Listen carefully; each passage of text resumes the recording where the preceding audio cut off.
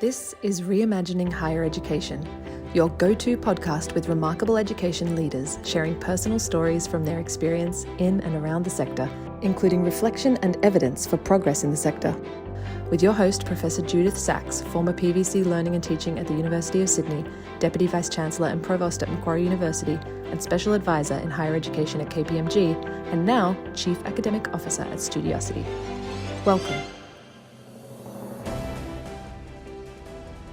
Today we have the opportunity to talk to an eminent UK leader and educator, Professor Petra Wend.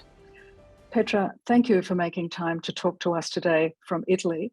I'm jealous that you're in Italy and I'm in a dark and relatively cool Sydney. So I am with you in spirit, given that I spent a couple of weeks in Italy in August.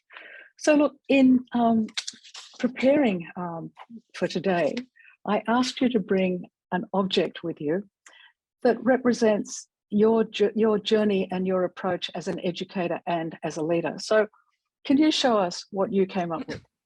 Okay, so let's see whether you can see that.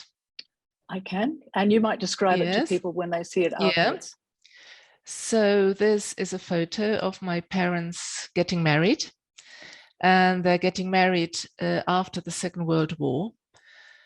And it is my parents who influenced everything that education for me stands for, both in terms of blocking my having an education and then ultimately supporting me.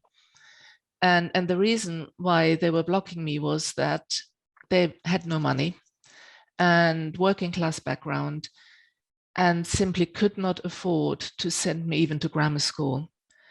So they just hoped that I would go to, in Germany, it's a kind of middle school, after which I could leave the school at the age of 14 and then maybe get married to somebody who could support me.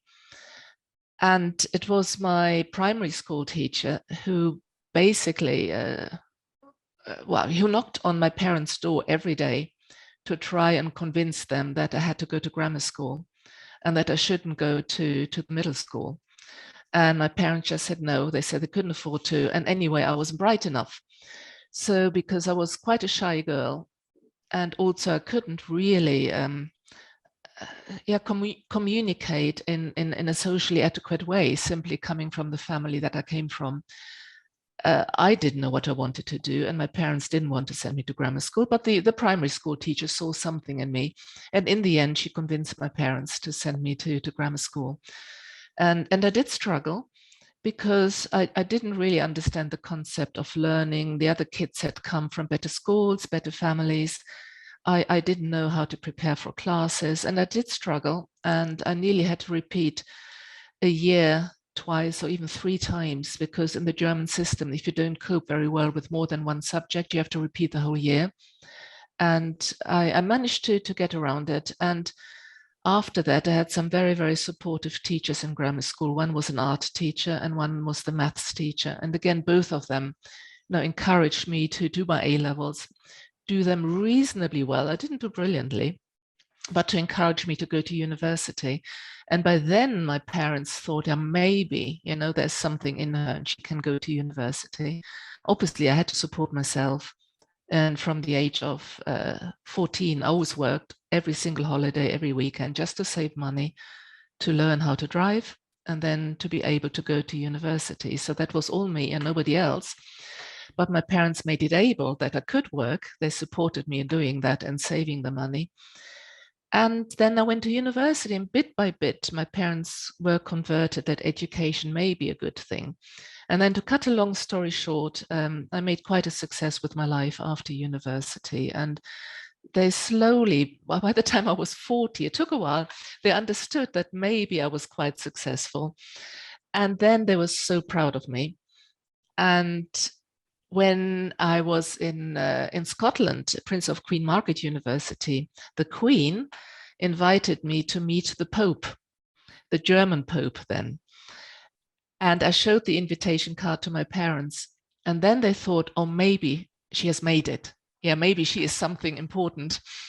because they never quite understood what I was doing. And simply their pride then compensated for everything they'd done in my early life to stop my education or to hinder my education. So they then did realize that my education got me somewhere.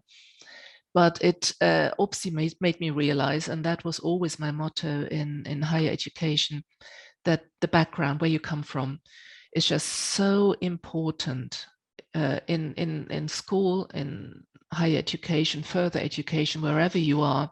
It's just so important. And the role that teachers have in schools and that universities have later on in helping kids with potential to reach their goals has made me, that has been my philosophy all my life, to widen participation basically, and made it possible to all kinds of ways to engage with schools, with children, with their families, very importantly with their families, whoever their families might be. They might be brought up by one parent only or by no parent.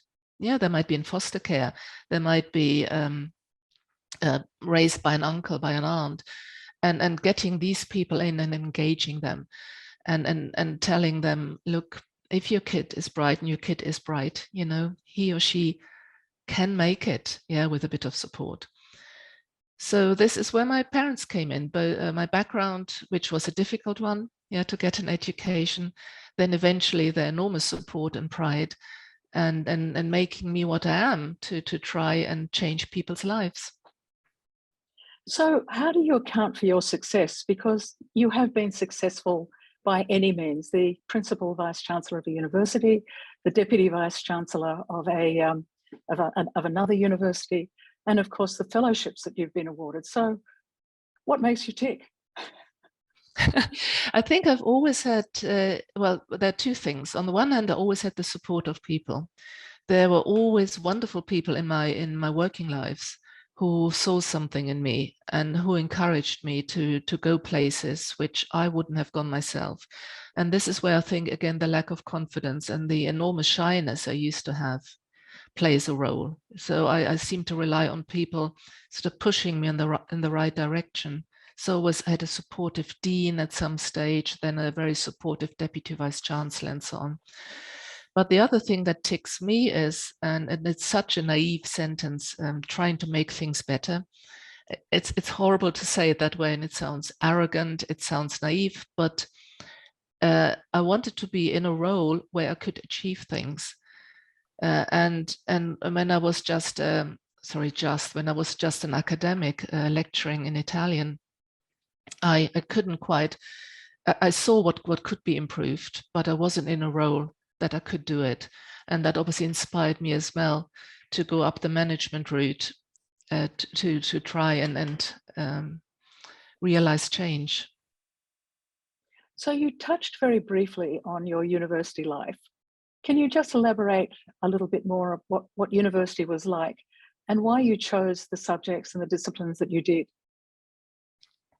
Well, I chose Italian and I chose art, but art college didn't accept me. So that was another disappointment, because I thought studying Italian and art together would be wonderful.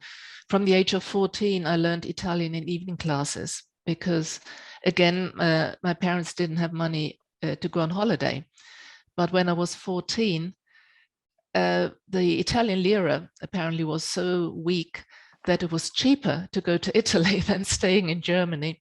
So my parents and my mother's sisters and husbands and all my cousins, so a big clan in 4 cars, we drove down to Italy. And that was the first time I went on holiday and the first time I was abroad. And Italy inspired me so much. It was just absolutely incredible. I was just bowled over by the beauty, by the language, by the difference. So I must admit, it could have been any other country, but it happened to be Italy. And this is then when I started learning Italian in evening classes until I was 17, and I went to university and then decided to study Italian. So art college didn't accept me, so I've swapped that for French. So I studied Italian and French to become a teacher. So I studied Italian, French, and education. And in Germany, if you want to become a teacher, you need to study 2 main subjects, and then always education with it. So this was my choice. But university was hard because in Germany, and it is still the case nowadays, it is sink or swim. So you, although Germany now has bachelors and masters, I mean, nobody finishes their degree in 3 years. You know, it's 3 years, 4 years, 5 years, 6 years, 7 years. A master's is always 2 years minimum. When I studied, I did it relatively quickly, and I did it in 6 years, which is very quick for Germany at that stage. But it was hard because there was no what we call numerus clausus. Everybody has the right to go to university, but then nobody's looking after you. And that was hard, very hard. And in fact, my first 2 years, I got very bad grades. And because I didn't quite know how to write academic essays, I just didn't know how to do it. And again, also the lecturers weren't very supportive. They didn't encourage you. They didn't give you constructive comments. In fact, everything written underneath was just always negative. You know, every essay that I handed in had a negative comment underneath. I then applied to become an assistant to the professor and to earn money because I worked all the time. I needed to work. So I taught Italian in the evenings, in an evening school. I was the receptionist of student accommodation in the mornings. So I did sort of everything to earn money. But I thought if I were an assistant for the professor, it would bring me closer to the academic subject and I could earn while I was working in the library. But the professor simply said, look, your grades aren't good enough. You know, I only want the ones with the best grades.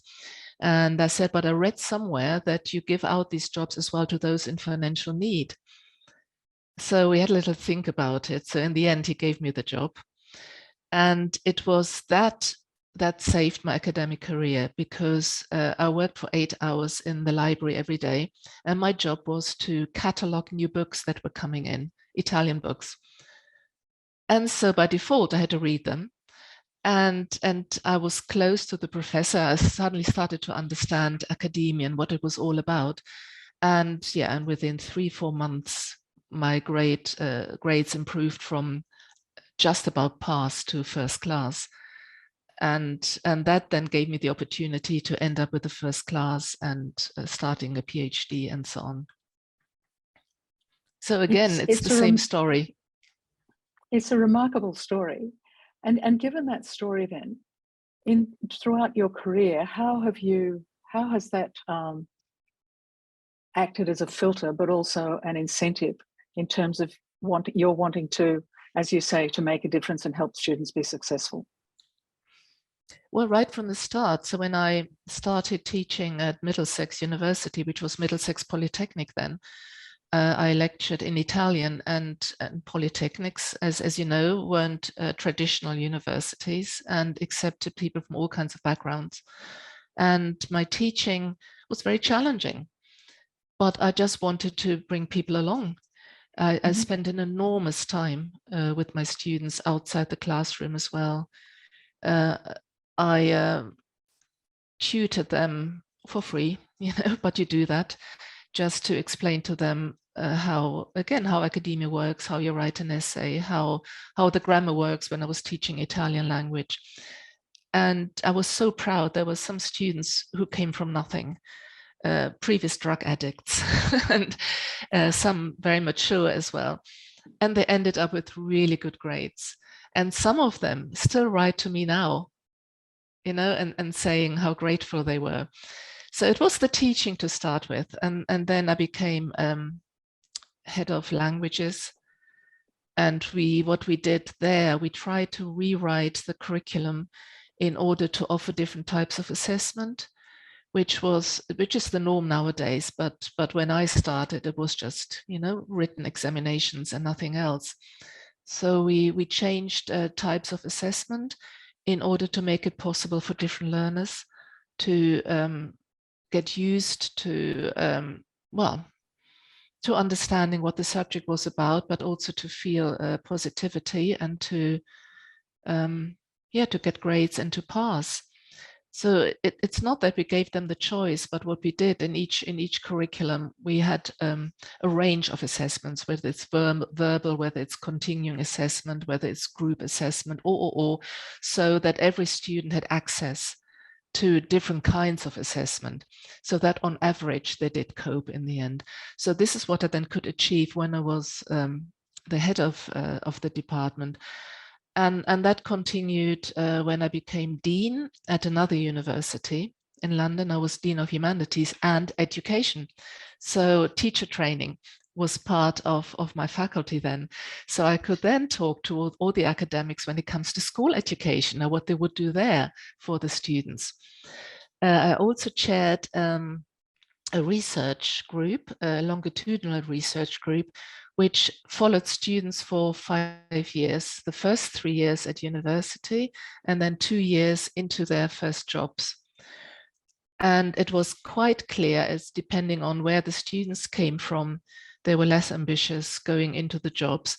But what was also clear was that by the time in their second year in their job, they said, oh, I wish I had studied what they told us to study, because it would have been so useful now in my job.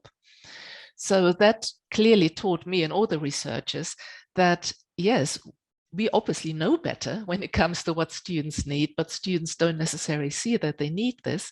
So we try to approach the students in a different way to try to make them understand that this is really a useful subject or a useful module to study, and showing them the results of this longitudinal research to tell them, look, I know it might be a bit of a pain to study this now, but you know, you will get a good job afterwards and you will succeed. So in other words, in every little job that I was in afterwards, I managed to implement changes to make it easier. And then obviously the big thing is the widening participation myself, going out into schools, and being a principal vice-chancellor in the end gave me the platform to do that nationally. And not only in my little world. So, for example, I was elected commissioner of a widening participation commission, which was a 2-year-long commission, which came up with targets of changing education in Scotland, and real percentage targets, which forced universities, including the traditional universities like Edinburgh, Glasgow and St Andrews, forced them to change both their admission criteria, the way they engage with potential students, with schools, forced them to change the way they assessed. And that was brilliant. The Scottish government asked me to chair a commission for education for schools in Scotland, to improve teacher education in Scotland. So I chaired that, and I had teachers on the commission, I had politicians on the commission, I had the unions, the staff unions on the commission. Very, very challenging rewriting policy, for a government. So at every level, I was able to try and do something to improve education. And it sounds as though you did that. When you're now on the outside of higher education, but you sort of come in and out. So there's that sort of insider-outsider perspective.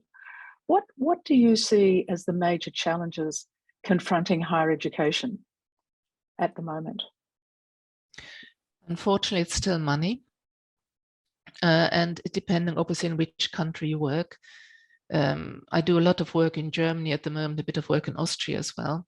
And comparing that to the UK is interesting, because Austrian and German universities are supported by the state. And if you compare that to UK universities, you think they're really, really rich. Yeah, they're really rich, and they don't have to bother too much about donations. Philanthropy is a completely new subject as well. But because they're not used to it, they also don't have enough money. And I see that financially in the UK. I also see it as a challenge, UK government, changes to higher education policy that the UK government is trying to bring in. I'm really worried what that means for widening participation. Simply also the ideas that they do not want to support universities that do not get enough students into managerial jobs, in particular excluding jobs from the categories which are hugely important to the UK or any other country as well. But simply, if you're not a lawyer, or if you're not a doctor, or if you're not very high up on the managerial scale, or if your salary isn't good enough, you know, they want to punish universities for that. And universities in the UK have become a vehicle of widening participation. They have had an enormous impact, and my feeling is that it's going backwards, or it's going to go backwards. So that for me is a huge challenge as well. So given the sort of that students have to earn, as you did yourself, have to earn money to be able to attend, how would you describe the current student experience? And let's think of it post-COVID. Yeah. It's hard. It's getting harder. Post-COVID, even harder. Well, there's some positives because, you know, students got more used to online stuff, and that obviously gives them more flexibility as well. But COVID itself has really widened the attainment gap. And this is what worries me, because post-COVID, there's now an even bigger gap now than before in terms of where you come from and which grade you had, or whether you come from a non-traditional route into university. Because 2 years of working from home and potentially not having the support of educated parents, potentially not having a computer at home, and so on, has made it a lot worse. I think that students are resilient, and many have come through it well. Many are now used to the flexibility. Universities now make it also possible to give students computers to use at home as well, so that is okay. The working bit, I think most universities do realize, you know, that students work and need to earn money to survive. But where they're not that good at yet is offering a 24/7 service, which students need. If I remember Queen Margaret University, our library, we made sure it was open 24/7. And we had CCTV in the library, and you could see the pattern of studying of students. And that meant that they went to the library at 11 at night after their shift in the pub, where they worked. Then went to the library and worked there, and at 3 in the morning they had pizza delivered to the library to continue working until early in the morning. And this is something which universities need to make possible, but it's financially very, very difficult to do. So given that the title of this series is Reimagining Higher Education, if you had the opportunity to reimagine the student experience, what would you focus on? I would focus on the educators first. There are still too many people who go through education becoming educators, thinking it is their right to be who they are, and thinking students at whatever age just have to do whatever they're told to do. And unfortunately, that is still the case. So I think a lot of education, training to be teachers, becoming academics in universities, staff development is very, very important. It is already very good, but that is one thing, because the belief of people, attitude of people needs to change further so that they become sympathetic to students. I think most of them are now, so I don't accuse them, but I think that the shift can still be done. I think when it comes to universities and university buildings, should there be the money, buildings need to be friendly and open. I don't think you can have physical barriers, with swipe cards going in. You can't have receptionists who need to be trained just as well as the academics, who look frightening in their uniforms. You need to have friendly people sitting there. Universities need to be open not only to students, so they need to be open to the community. So you need to offer things not only physically with coffee shops and so on, where people can come in from the community, but also with programs.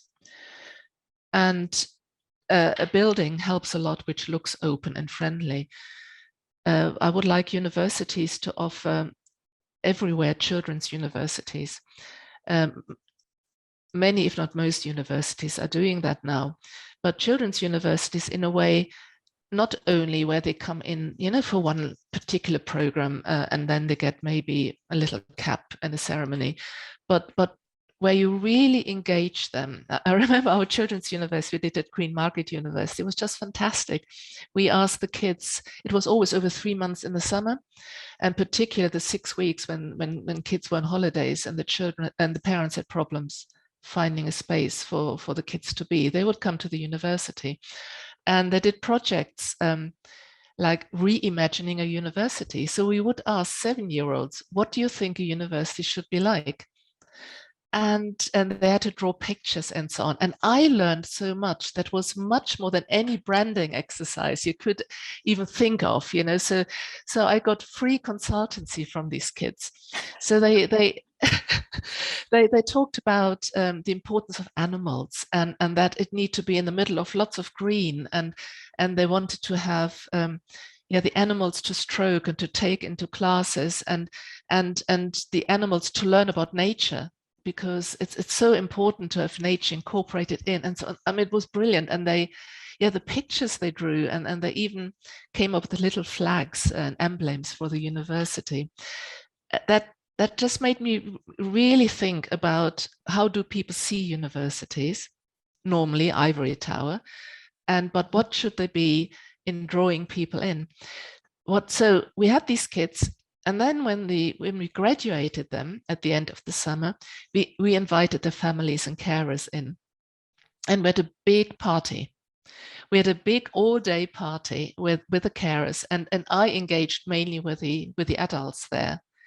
And you could see they could hardly speak to you. They were frightened of you, and they looked around. But by the end of the day, they were so happy and so relaxed. And I felt maybe, they have a different attitude towards university is.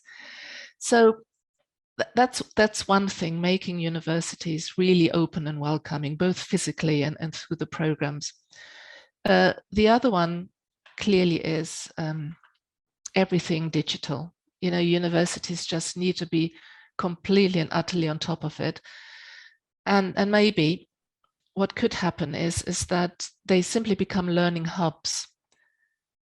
And physically, you can come in whenever it's necessary or whenever you need to interact and want to interact with people. But a hub where at any time it suits you, you can pick what you need to do as part of your learning program. We actually imagined something similar. I'm part, or actually just resigned as a director of the Goodison Group. I resigned because it's a Scottish group, and I said, look, I now live London and Italy. It's a bit too difficult. The Goodison Group is a Scottish think tank about reimagining education. And we wrote regular papers, which were just think pieces. And it was trying to, was mainly first and secondary education, primary and secondary education, but we also went into tertiary education in the end. And it was just trying to forget about exams, it's trying to forget about curriculum, it's trying to forget about grades, trying to forget about any kind of framework, just really to have the child in the center and obviously involving children in it. We had all days with children telling us what they wanted. Just trying to free ourselves from the shackles of what we think education should be like. Yeah, and we came up with this very, very free model of a hub, which was well supported digitally and by people to draw people in whenever they could, and having as flexible education as possible, take as long as you can. Obviously, it's very pie in the sky. It's very much, let's forget about money, let's forget about the framework we are in. But it did influence Scottish government, because the Goodison Group is twinned with Scotland's Futures Forum, which has parliamentarians on it. So we did work together in order just to give them some stimulus, just to think a little bit out of the box. So your reimagining of higher education is about thinking outside of the box, being inclusive, using digital delivery, but importantly, reframing the position of the university within the community. Have I reflected what you said? You know, I could have said that in 3 words, just like you. So I talked and talked and talked, and you summarized it beautifully. Your stories were wonderful. They really were wonderful. But just to finish, what advice would you give to the younger Petra in terms of what she sees to be important as an educated life? Well, I think it's just believe in yourself, full stop, not more than that. Because all my life I was put down, well, not all my life, not anymore, obviously. People are very kind to me, but where I come from, I wasn't given the confidence to shine. And the only advice would have been believe in yourself, because I was such a painfully shy girl who just really didn't think I could achieve anything. So that's it. Believe in yourself. And I think at that, I agree with that. And I think it's gendered. I think for many students who don't come from a background where they have the cultural capital to navigate universities, they don't believe in themselves. And you are a wonderful example of somebody not only who believed in herself, but also managed to navigate and negotiate a system that really didn't support her. So your life has been an inspiration for me. So thank you very much for talking to me today. And I hope that one day that we do meet face to face. It would be very nice. It would be very nice to meet you. But thank you, Petra, and enjoy your time in London and in Italy. I couldn't think of a better life except perhaps living in Australia. I love Australia. I love Sydney. Thank you, Judith. Visit studiosity.com/Students First for the next Students First Symposium, an open forum for faculty, staff and academics to candidly discuss and progress the issues that matter most in higher education. studiosity.com/Students First